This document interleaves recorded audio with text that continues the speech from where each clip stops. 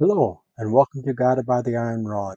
I'm Thurl Jessup, and we continue our series, The Siege, Part 4, Reflection.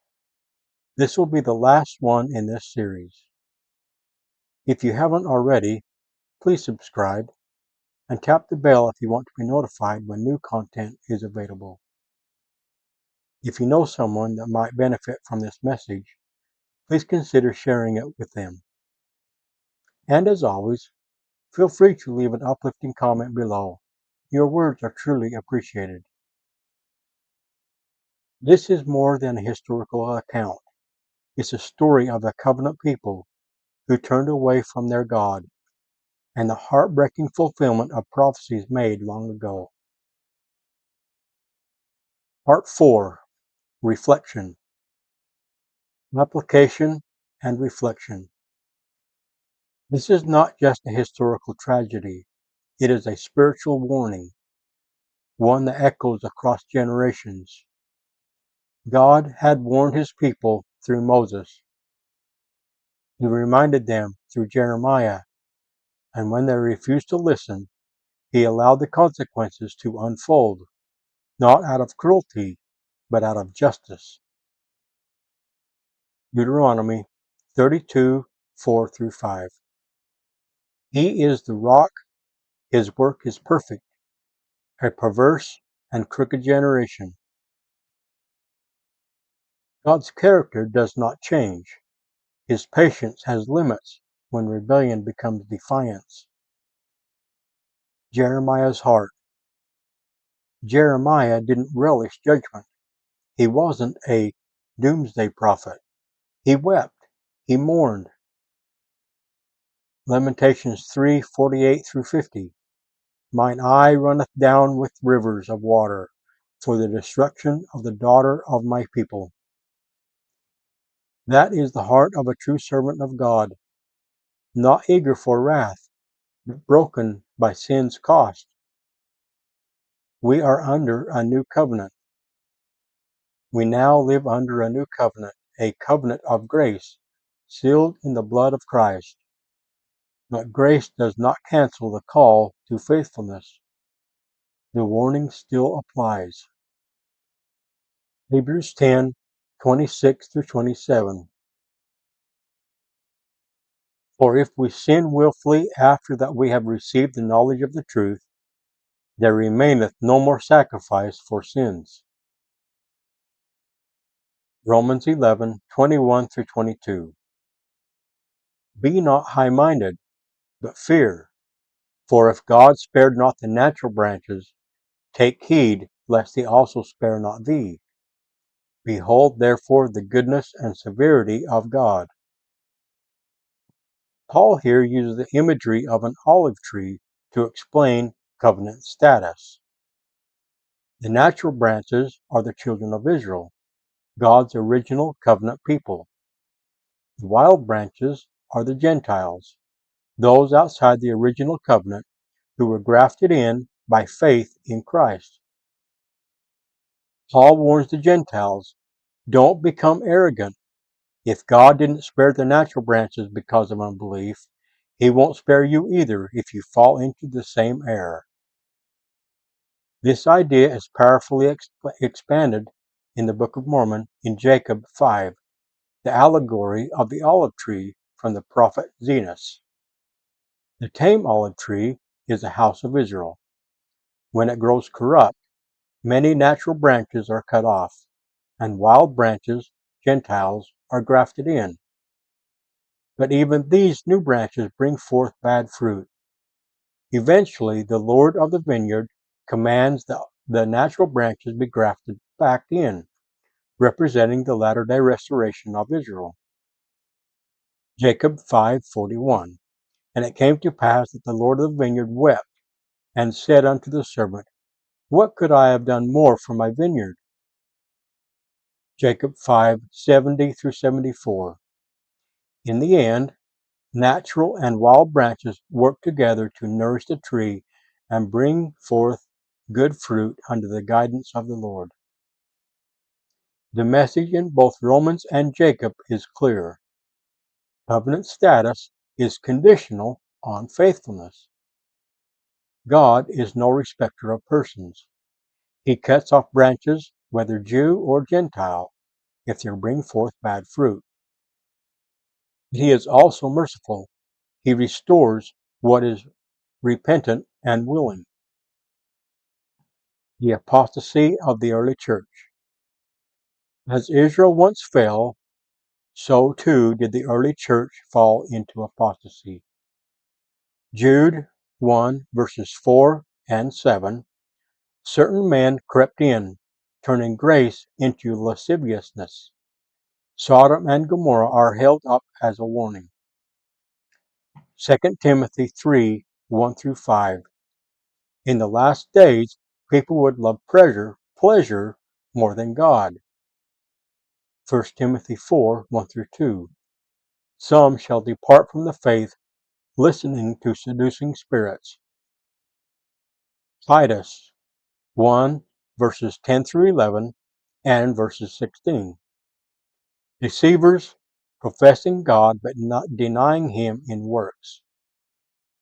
Joseph Smith's History 1:19. They draw near to me with their lips, but their hearts are far from me. They teach for doctrines the commandments of men, having a form of godliness, but they deny the power thereof. See Isaiah 29:13 through 14, and 2 Nephi 27, verse 25. Over time, error replaced truth. Infant sprinkling replaced baptism by immersion. People paid money for forgiveness instead of relying on Christ. Prayers were offered to Mary and saints instead of directly to God through Christ. The church became corrupt, and the covenant was again broken. A need for awakening. Just as Jerusalem fell and Israel was scattered, just as the early church descended into confusion, so too came a need for awakening, a longing, a restoration. That awakening is for another series, when the Lord once again began to reach into the vineyard and labor to bring it back to life. Final words. Let the fall of Jerusalem stand as a witness. God is faithful to bless and to judge. He is long-suffering, not willing that any should perish, but He is also just. 2 Peter 3:9. The Lord is not slack concerning His promise, as some men count slackness, but is long-suffering to usward, not willing that any should perish, but that all should come to repentance. Ezekiel 33:11. Say unto them, As I live, saith the Lord God, I have no pleasure in the death of the wicked, but that the wicked turn from his way and live. Galatians 6:7 through 8. Be not deceived, God is not mocked. For whatsoever a man soweth, that shall he also reap. Let us not become high-minded, as Paul warned. Let us remain humble. Let us be fruitful. Let us, like Jeremiah, weep for our time, not because we fear man, but because we fear God. Not because we are angry, but because we grieve for the world that has forgotten His covenant. The warnings have been spoken. The tree still stands. Will we be cut off, or will we be fruitful? What it means to be fruitful spiritually. When the scriptures speak of bearing fruit, especially in the context of Romans 11 and Jacob 5, they are not referring to having children or multiplying physically. Rather, they are speaking of spiritual productivity, a life that reflects God's will, rooted in faithfulness to His covenant. 1. Turning your heart and life towards God. Romans 6:22. But now, being made free from sin and become servants to God, Ye have your fruit unto holiness, and the end everlasting life. Fruit here is holiness, a life turned from sin towards God. 2. Living in righteousness and obedience. Matthew 3:8. Bringing forth, therefore, fruits meet for repentance. Repentance produces fruit, which is evident in obedience and moral transformation. 3. Influencing others for good. Matthew 5:16. Let your light so shine before men that they may see your good works and glorify your Father which is in heaven. Being fruitful includes reflecting God's goodness in ways that influences others towards Him.